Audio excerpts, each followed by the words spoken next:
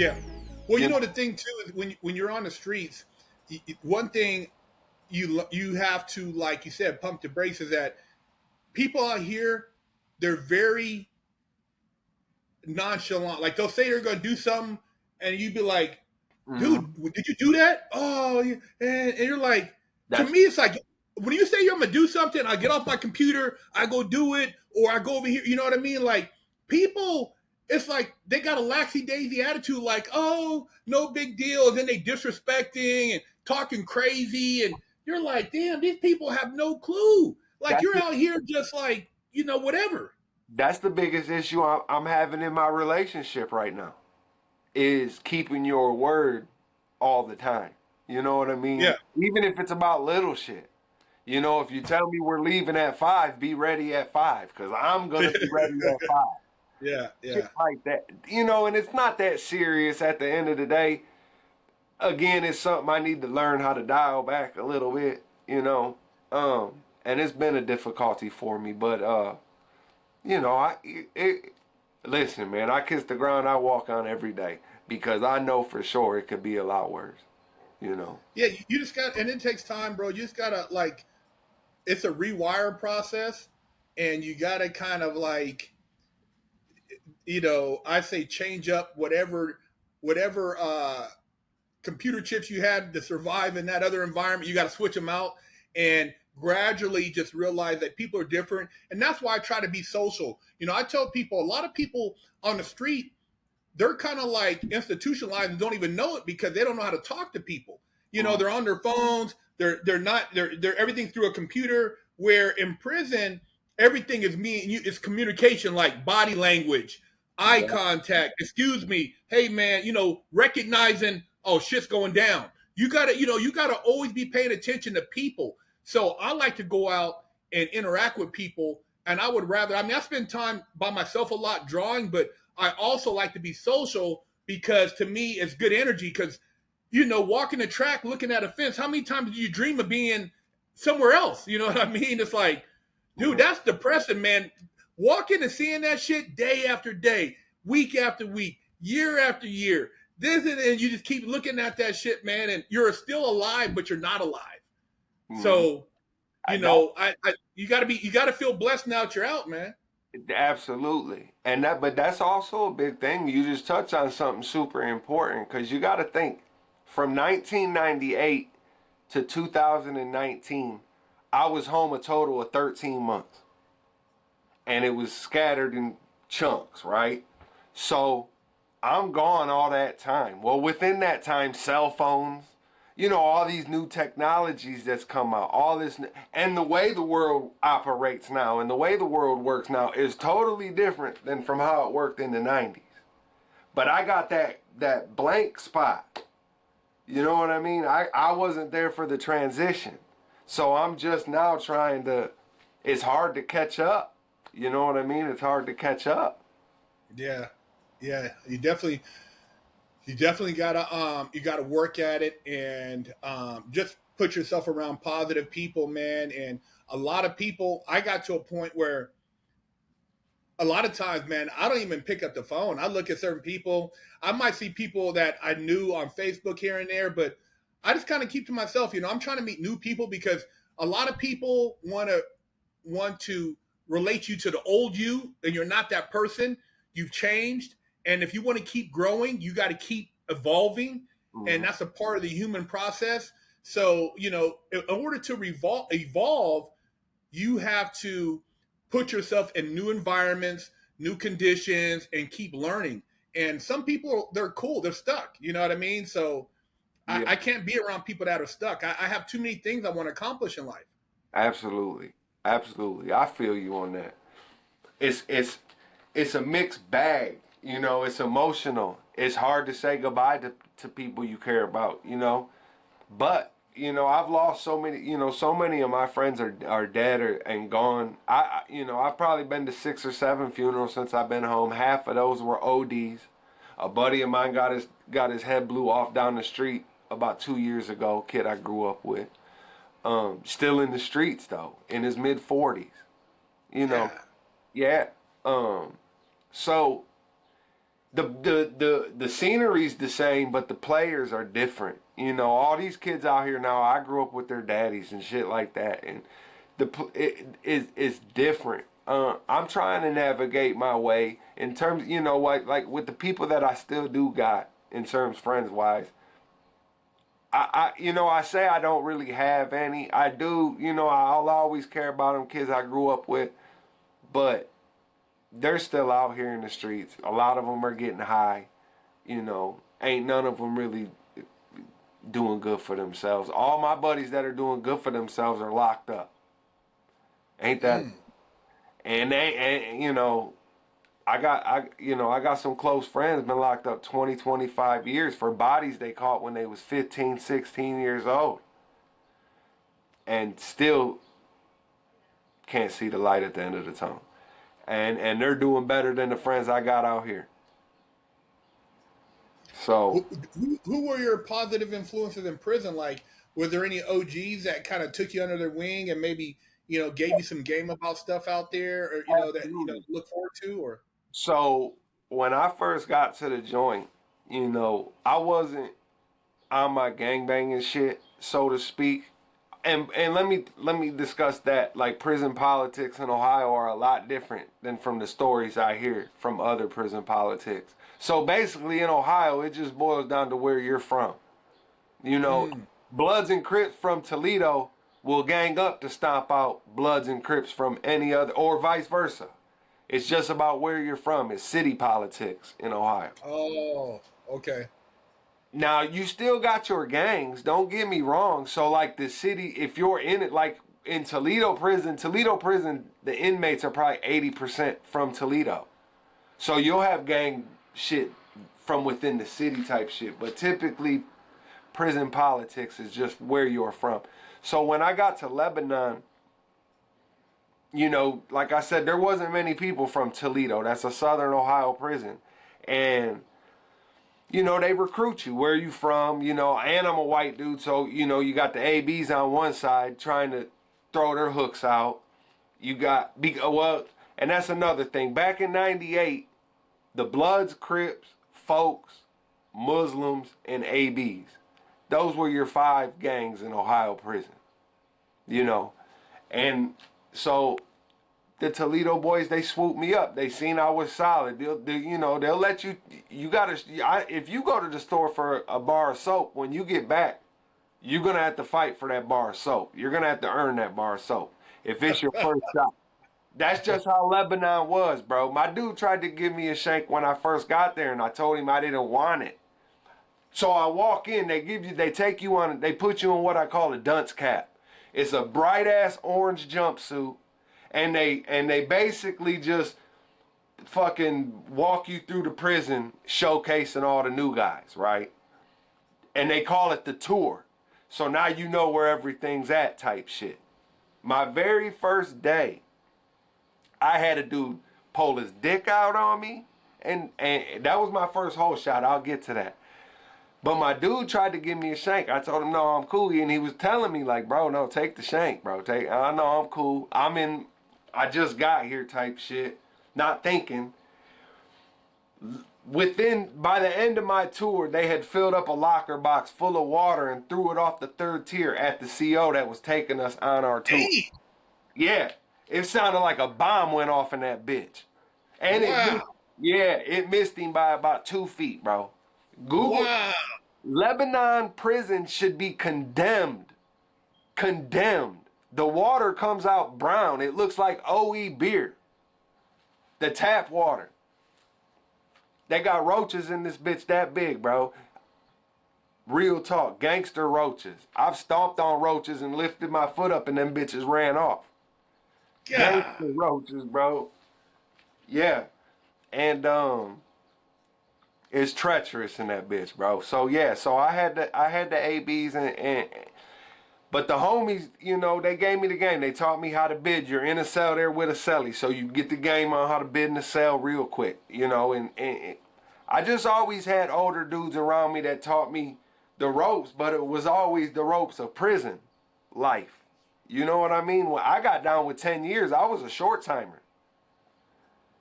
I ain't telling motherfuckers I'm doing a dime. You got dudes doing Buck Rogers, dudes doing 30, 40 years, or got that in. You know? So, yeah, it was, I never had the luxury of being in the prisons with the programs, the prisons with the re-entry, the prisons Mm. with the, I was always in maximum or close max. You know, we got max, close, medium, minimum. And then super max, obviously. But I was always close or max.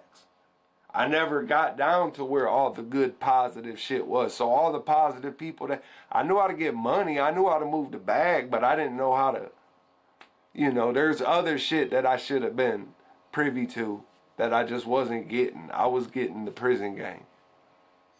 And listening to your story, one of the things that is different, you grew up in the 80s and 90s. You're a little bit younger than me, but it's a different street education. These guys now don't even really have a street education. They're just out here on pills. They're shooting up guns. They don't have no hand skills. It's a totally different thing. Like when I went to juvenile hall at 15, 14, Mm-hmm. and I turned 15, and then I'm in there at the boys ranch on a farm with these dudes. The average blood or crip in there is benching like 275, 300 pounds. They're swole and they're banging. I mean, these dudes is like, Yeah. these dudes are little animals, bro. I mean, everybody's hard. Everybody can fight. Everybody's like, you know what I'm saying, on some Superman shit. So yeah, man, you had to be, and if one of the, if they found out like you were a dope fiend, oh, you a goddamn dope, you was out there smoking, they would clown you. Like one dude, he was on swole in jail, but on the street they said he was like, smoked out, and so, but he got to prison, he swole up again. But like they would say stuff, but now these dudes are so high when they go to prison, and then they get in prison, they're strung out. I'm looking at them like, God, this shit is crazy. So I don't even know how you help these dudes when they get to prison if they continue doing all the drugs in prison, man. There, I don't. I blame my generation. I think, and it would include you. I think our parents' generation is the last good generation.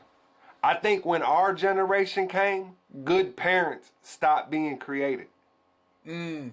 You'll have some. I mean, there's always exceptions to the rule, but for the most part, bullshit is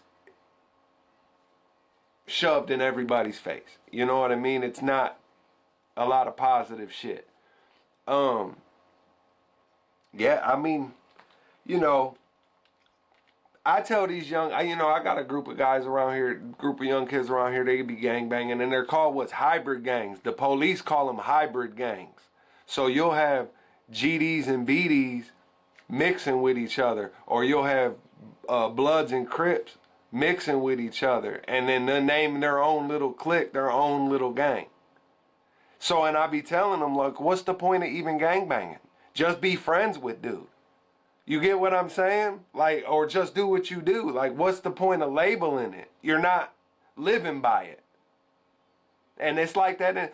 Our joints now are ran by a gang called the Heartless Felons out of Cleveland. I don't know if you've heard about them or not. No, I never heard about them. Them boys got Ohio on smash. I mean, So just they're a prison gang? yeah. It started in juvie back in the late 90s, early 2000s. By the mid 2010s, like '06, '07, they had started coming up to the big boy joints. And now, anywhere you are at up north is ran by the Heartless Felons. I promise you that. Yeah. Yeah. Um, for like the youngsters out there listening to this, man, what is something that you seen in there that you went through that these guys think it's a joke that you would want to kind of like be like, man, you couldn't fathom having to deal with this, because I know you've seen a lot of shit in there, man, and I told people, man, I've seen people get stabbed, and it's like you just got to walk by them. You can't do nothing. You know what I mean? Because then you become maybe under investigation, or somebody think you did it. So it's such a ruthless and detached place. You look at like, man, it's not even. It's unhuman. What's some of the things that you've seen in there, man, that just kind of like made you think like, damn, man, what the hell is this, man? I mean, I I'll give you some stories, but I've seen it all from people eat their own feces to I know a guy named Wappy. They call him Wappy. He cut his own dick off and flushed it down the toilet. What? Was Yeah. he high? So this is what he did, bro. He was a punk. His name was Siegfried, but they called him Rappy. That was the name, Wappy, because he couldn't sound out a R, so all his R's sounded like W's. You ever met one of those dudes? Hey, Wappy. He would be trying to say Rappy, but he said Wappy. So they called him Wow. Wappy. But anyway, he took a bag of Keefy coffee, a whole bag, and put it in his peanut butter jar, the whole fucking bag. Ate a whole jar of aspirin, put water in that coffee, it looked like tar, and drank it. And when he got the effect that he wanted, he took a razor out of his razor and hacked his shit off. And that's a true story. And the reason I know it's true, I know you hear a lot of stories and shit. It's definitely a true story. It happened at TOCI, Toledo Prison. But I made him show, after he had come back he was gone like 9 months. When they had brought him back, I made him show me the scar. And he's got a hole with a valve now. So it's definitely a true story. But I think the first incident, so when I got to prison, I had a chip on my shoulder. My Uncle Bo had told me, he said, man, if you ever feel uncomfortable, punch first and ask questions later. He was scared for me. He knew I was an 18-year-old kid. He had just came home, done hella bits, and he was trying to give me the game in as little time as he had to give it to me. And basically, he knew I would just take off on somebody. If, just take off and worry about the consequences later. And so that's the mentality I had. And my first situation was with a dude named G Rilla, and he was built like one of them dudes you're talking about. Like he squats buses every day. Big old fucking, King Kong looking motherfucker. Huge. And we're out on the handball court, and he comes out there, and it was 3 white dudes. And he was basically, get you bitch ass white boys get off the handball court or something to the extent of that. And the 2 dudes that I were with were guys that had been down there and called themselves basically trying to give me the game. But they ain't saying shit. And they're basically like head down scared. And that's the first fight I ever went into in my life where I knew I wasn't going to win physically, but I was going to win my respect one way or another. And he did. He fucked me up. I had a concussion after that fight. Every time he hit me, it felt like my head exploded. But it was a bad situation, but he respected me after that. But coming out of the hole, a couple of his homies, he was still in the hole when I got out the hole. But that's because he was catching jack tickets. And when I got out early, motherfuckers thought I did some bullshit. Or when I got out first, motherfuckers thought I did some bullshit. Let me say it What do you mean jack tickets? So when he was in the hole, he was jacking off on female COs. Listen, that's an epidemic in Ohio prisons. I don't know. So they call him like he was basically gunning them down. Yeah, they'll be like, hey, or you'll be like, hey, where's Big Herc at? And you be up in your cell doing your thing. They'll be like, yeah, he's in the gun tower. You blowing them hoes down. You know what I mean? Hey, listen, bro, when I tell you it's so bad and I thought it was normal. I mean, in Ohio, it's a thing. Like, it's a big thing. I thought it was normal. You'll hear me say he's a jack boy. That's what I'm talking about. Wow. That's what I'm talking about. Yeah, I ain't talking about sticking nothing up. No, listen, in Mansfield prison, we got a prison in Mansfield. In the chow hall, if you get a ticket for that, they put your mugshot, they blow your mugshot up to about the size of one of them pictures behind you. and they put it up in the chow hall, and it Oh says, yeah, shit!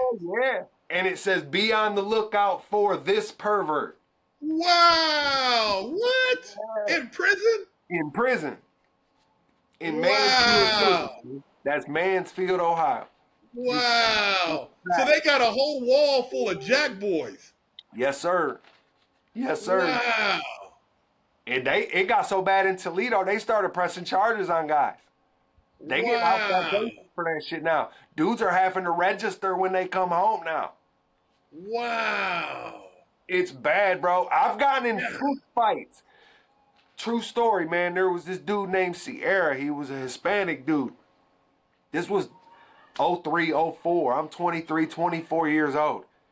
He's mid 40s. He's probably got 20, 25 years in at this time.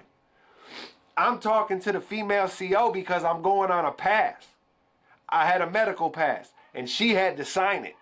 And I didn't know exactly where I was going. So she was explaining to me how to get to where I was going.